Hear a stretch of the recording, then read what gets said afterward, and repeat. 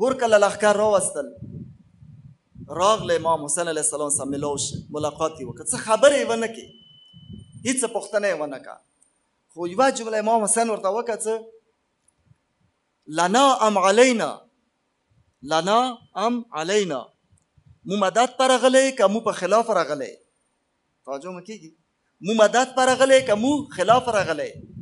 چونکې امام حسین هم زړه کې د انتظار و څه که کوفې نه کېدای شي مدد راورسېږي، کوفې نه خو دا انتظار وکړه، کوفې څه د مو ژړا فریاد کو، څه کوفې خلکو بې وفایي وکړه، خو کوفې نه دا تمه وه، دا انتظار و څه داسې یو لښکر د حسین مدد پر راوځي. ځکه امام حسین پوښتنه وکړه لنا ام علینا، مو په خلاف راغلی که مو مدد پر راغلی؟ هغه ورته یې څه علیکم، تاسو خلاف راغلی. ښه خبره پوه شوه، ختم شول.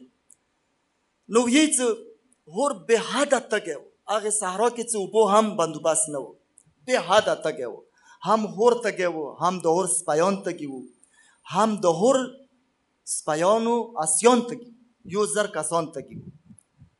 دا وګوره کریم، دا کردار دی ورونو، که چا سره مو جنګ شي هم دا کردار دی، کردار دا دی، دا کردار واورو د حسین.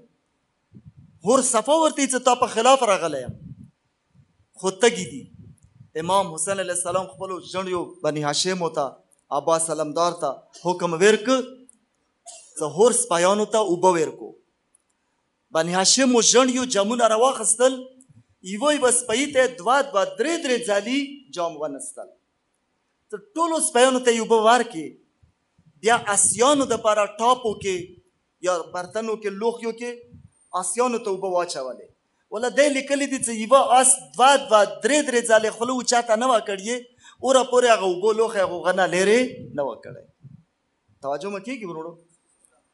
یو کس بیان کې عمر د هور لښکر کې دی چې زه ستړی شوی وم، آس مې تندې غلبه کړې وه، تندې غلبې وجې نه زه ډېر وروسته پاتې شولم. ټول 1000 کسان رسېدلي، خو زه ډېر وروسته راغلم، خو ډېر بد حال کې وم، تندې غلبه وه. کله راغلم امام حسین علیه السلام سره ملاو شولم، ما ته یې مشکې ځای راکړه، مشکې راکړه چې د اوبه زه وڅښم.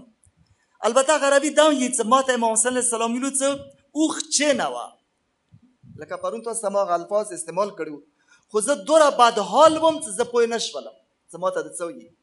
بیا هغه عربي لفظ ورته بدل که چې ورته یې چې دا اوښ د چینه وه کوشه، زه اوښ هم کوزه که زه چینستلم، تندې دې حد کې غلبه وه چې زه په خبرې نه پوهېدم.